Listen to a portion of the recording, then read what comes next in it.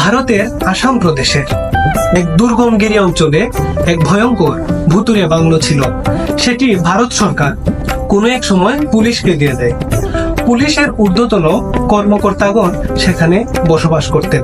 এই বাংলোটিতে ভূতের প্রাদুর্ভাব এতই বেশি ছিল যে কোনো কর্মকর্তা বৃন্দ এসে থাকতে পারতেন না।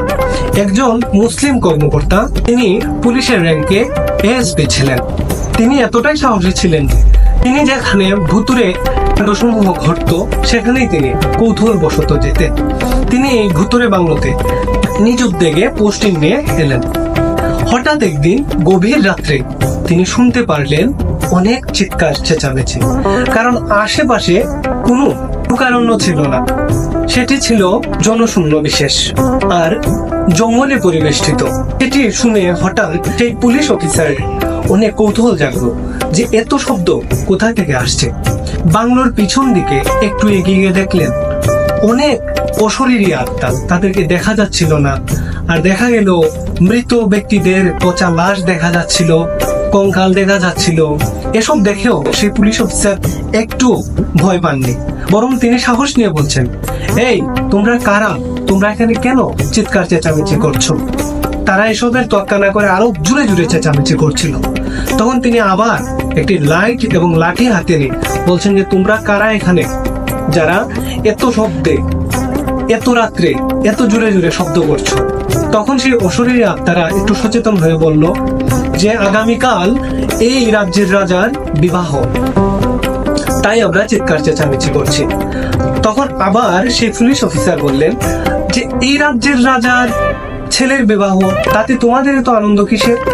তখন তারা অট্টহাসি দিয়ে সবাই বলতে লাগলো যে কালকে সেই ছেলেটি মারা যাবে, পাশে একটি পাহাড়ের খাদে পড়ে সেই রাজকুমার মৃত্যুবরণ করবে, আর তাই আমরা এত আনন্দ করছি। আমাদের পেত্নী মেয়ের সঙ্গে সেই রাজকুমারের বিবাহ হবে, কারণ তার মৃত্যুটি হবে অপমৃত্যু। এটি শুনে সেই পুলিশ অফিসার অনেক অবাক হয়ে গেলেন। তিনি সত্যি সত্যি সেই আসামের রাজবাড়িতে গেলেন। পরের দিন সকালে তিনি গিয়ে দেখলেন বিবাহের অনুষ্ঠান, সবকিছু একদম সাজসজ্জায় পরিপূর্ণ। রাজকুমার রাজকুমারীদের বাড়িতে যাবে, রাজকুমারীকে বিবাহ করবে। এটি আজ থেকে প্রায় 20 বছর আগের কাহিনী।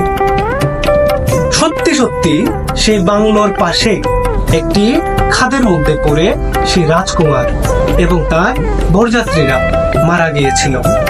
এগুলো দেখে সারাদিন আর সেই মুসলিম পুলিশ অফিসারের ঘুম হয়নি, খাবার দাবার কিচ্ছু হয়নি। সে শুধু চিন্তাই করছে কখন গভীর রাত আসবে আর কখন এই ভূতদেরকে আবার তিনি দেখতে পাবেন এবং তাদের কথা শুনতে পারবেন।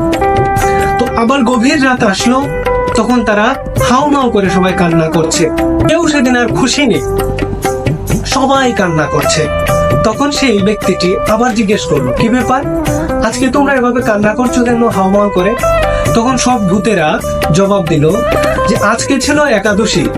একাদশীর দিন যে একাদশী রেখে মৃত হয় তার কখনো অপগতি হয় না, সে ঊর্ধ্বগতি প্রাপ্ত হয়। কেননা সনাতন ধর্মাবলম্বীরা যেদিন বিবাহ অনুষ্ঠানে বসেন সেই দিন তারা উপবাস থাকে।